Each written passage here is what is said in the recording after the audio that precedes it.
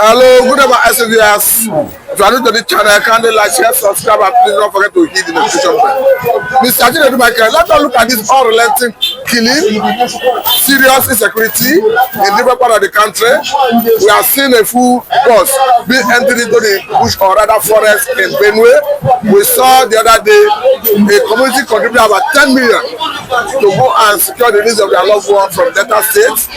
And the way it is, the whole South is say, okay, let us put behind a Turubu to make sure at least that is the only thing you can achieve. Let us fight Fulani and bring them to this to an end. Because Ghana did it the other time. It's like the Turubu is getting the support of the South to deal with this Fulani. I think we should be careful if we want to chase shadows. If Tinubu refuse to do the needful now, return Nigeria to regionalism, where every region will be capable to defend themselves, take care of their territory and farms, protect themselves massively against the Fulani herdsmen. There's no need talking about Tinubu second term.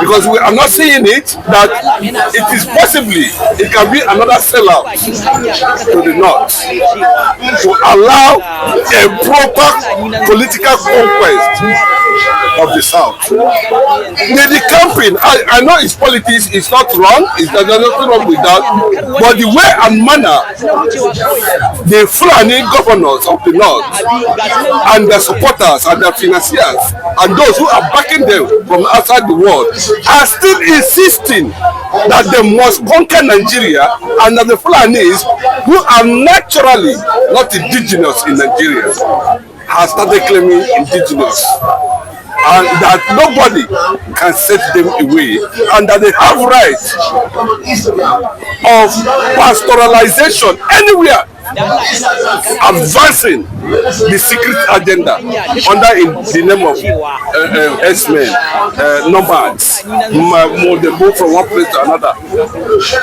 That is what's happening. So Tinubu is not far from the truth. If he can be able to return Nigeria to regionalism, let every region be autonomous and be independent. And that is the only way out. Without that, the killing has not come to stop. Because Tinubu is very, very clear the other day that the government is going to take over all the forests. We understand that is where those terrorists, Fulani Militias, keep at it. I think that is in the right direction. I think to this extent, people should not be deceived again. Taking care of what is the military? They're not tired. The military themselves are tired, that they're exhausted. You know, the police are tired. They're only interested in bullying people on the streets. That's what they're interested in. The purpose of which Nigerian military was established has been defeated as a result of them not being able to, wipe out anything that has to do with insurgency in Nigeria. Meaning they are part of it. You can see where an entire region said they are not interested in Nigerian military. It empowers the Fulani militia, the ISWAP, the Boko Haram, the S-men, the bandits, whatever they call it. Look at the way they are throwing money on the social media. They are happy, jubilated. And the intelligence report of the Nigerian military and police that is not only tailored as very dark man, and Kano, cannot be able to single them out where they are. So forget what Tinubu is talking about, and let us even look at the history of how this became a regional war against the region, because the South rising against the North will lead totally to disintegration of Nigeria. Okay, now let me bring this out, because what is said that in the time of Ashe as a state governor and the time of Autumn as Benue state governor, in those two states they had anti-open grazing law prohibiting open grazing. But today it looks as if those laws are no longer being enforced. Of course, that's it. Some have argued that that is the way to go. Ban open grazing. Force the Fulani. That is not the way to go. Whatever they go, all the states that we are claiming they are going to ban this, ban that, they are now busy establishing Ruga. Are you not hearing what is happening in Akwa Ibom currently now? now that they have already started purchasing land in Akwa Ibom. It cannot happen when you have in preparation for ranching. The Fulanis are using money to buy land in Akwa Ibom. To acquire land. They acquire land and they are selling because the government is moving to APC. As simple as that. So if you consider, as long as some of these governors from the eastern part of the country are being tailored as governors by the Fulanis, look at what post on the map. I look at what Nnamdi Kanu said in the court yesterday, that it was 4 posts on the map that brought the Fulanis, and it's not a joke. And I've been what they call the Reverend Father. I say he's governor of Akwa Ibom. He's becoming a threat to Abia State because they are occupying boundaries between Abia now and Akwa Ibom, and especially the younger people are already selling land to Fulanis. Is that not rude? Now, if I may ask this, Mr. Chinedu, sometime in 2010, Ghana government chased Fulani away out of their sovereignty. We have a testimony of countries who did the same, and today they are better off for it because insecurity is not a challenge in those countries. Don't you think the government of Tinubu, who getting the backing of the South, can do the same thing, at least to push them out of the South? Tinubu cannot put them out of the South because Tinubu is part of the agreement that brought them to the South. Tinubu was a political factor that allowed political conquest in the South of the Fulanis, and now he's busy imposing his own. So what do you expect? He cannot stand up categorically and challenge them because he was used to conquer the South politically.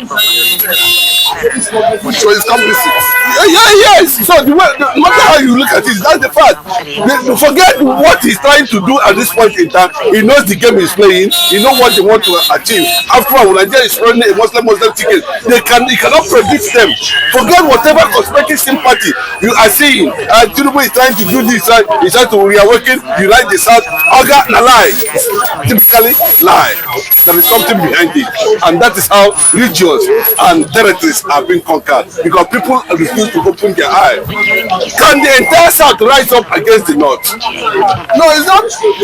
Even as we speak, politically, I'm talking about politics. I'm not saying I'm strong or whatever. No, and they cannot. No, me, I'm looking at the challenge of the Fulani militia. Even as we speak, you can clearly see some Hausas who are already tired of the essence of hand-handedness or the Fulani, who are already calling on the South to join hand with them. Of course, I saw a video of an Hausa man who said the Hausa is more people than the Fulani. That currently is good that they should start publicly renouncing the Fulani, that they don't have anything to come with Fulani by our standard. But what are they saying now? Are they saying, that's what I'm telling you now? The people, yes, and I'm telling you now, what is, how far, how long, how do Bola Ahmed Tinubu intend to disarm the Fulanis in Nigeria, politically? Remove all the emirs in the north, remove all the Fulani governors and begin to install outside governors. How is that possible? So it's not what Bala Muhammad of Baptist State was saying. He said they're not going anywhere. He's a Fulani man. So I think it's a man who has said even the Bauchi is 70% Fulani. I don't want to say, but they are not indigenous. From what we gather, that the Fulani in Nigeria is about 16 million, and the outside is about 66 million. So how do we get to this level? If not the conspiracy of the West, as simple as that. Because they felt they are romancing each other to make sure that they oppress and suppress an Igbo man. But the thing, what is backfiring? The first still remain that Yorubas are 50% Islam. Okay, listen to me. They are 50. That it will be easy for them to align themselves with them together. They know actually that the red line is Biafra. The Fulani is no. Forget now that he's trying to break away from Middle Belt and see how he's going to bring Middle Belt. All these things now. So Bola Ahmed want to to tell me now that from the beginning he does not understand Nigeria. He does not understand how they use Barack Obama and the rest of them to bring down Jonathan's government. Look at it now. You people are part of the problem. Look at the reclag. Are you not seeing the one here? There is a go one in Aya Debanjo place. Are you not seeing them in What you say, you people? I don't know what they mean. I'm talking about you people now. Yes, they say you are south, you are this and that. Look at all the whole Northerners are in a reclag place now. How many of them went to Aya Debanjo? I do not represent any opinion in this interview. No, I am pointing out to you the damage that has been done already, and there's no way out. The only way out is disintegration, or Parliament will return Nigeria to regionalism. As simple as that. If you want to face out, Fulani conquest, infiltration in the south completely, and let every region, at least for one day, enjoy peace. Failure to do that, then they know that the red line. Forget imposing governors in the southeastern part of the country. And for when we talk about east, we talk about south and southeast. That's when we mention east. That's what we're talking about. We saw what Omulo did the other day. He posted all the. We didn't see any. When you look and say, "Hey, go on," if you class don't die, you see go on there matching. So is it wrong for him to go for condolence? Why did you go to Aya Debanjo place? Is Aya Debanjo not a nationalist? Or are you not reading meaning into it? Is Aya Debanjo not a nationalist, not a statesman? Does he know what go and pay him condolence visits? Why all of them flooded to Niger Delta? What's in your own estimation? What's the reason? Don't worry. So we are waiting for Tinubu to end his term now. We say consolidate. He will hand you over to Fulani. As simple as that. There's no two ways about it. How do you see the camp, the clapper? He's pushing the political conquest with his own style as agreed. If not, a certain will have rise up and stop one of the best government we are having in Nigeria under Jonathan. I am coming now to cry for that they should have mercy on you. Who is going to have mercy?